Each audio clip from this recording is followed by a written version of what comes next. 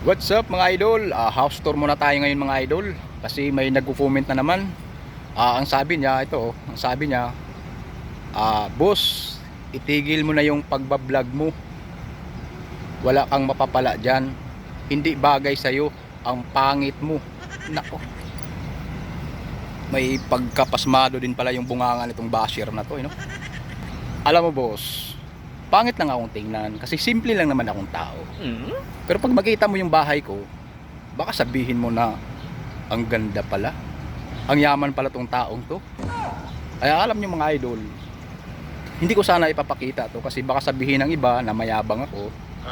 Pero dahil sa challenge mo, so ipakita ko sa iyo yung bahay ko.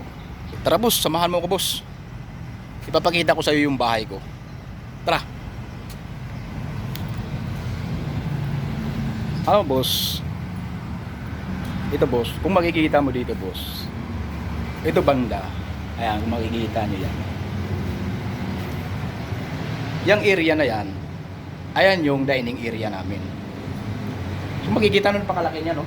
Siguro kung mga 1,000 person pwede kasya dyan mga idol, no? Tapos ito yung entrance niya, oh. Ito yung entrance niya, so papasok tayo. Okay, sarado pa pala siya.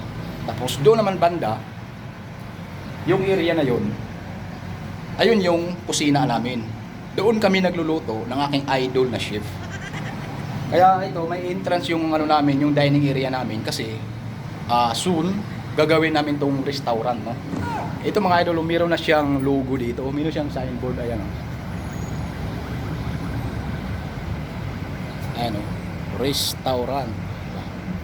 So dito naman banda, dito naman yung entrance ng bahay namin. Tara, dito tayo sa entrance ng bahay namin. Para makita mo kung ano ba talaga yung bahay namin, no? Ito yung area na to.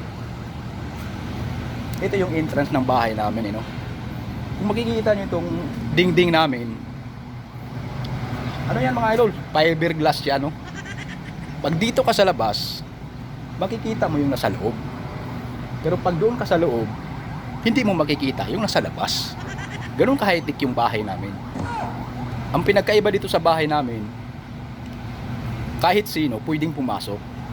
Pero meron kaming tinatawag na entrance fee.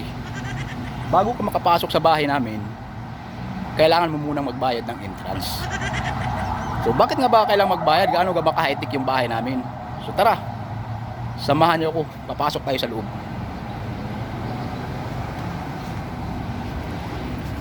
Ito yung loob ng bahay namin. Maganda sa labas, pangit sa loob. O ano boss? Happy ka na?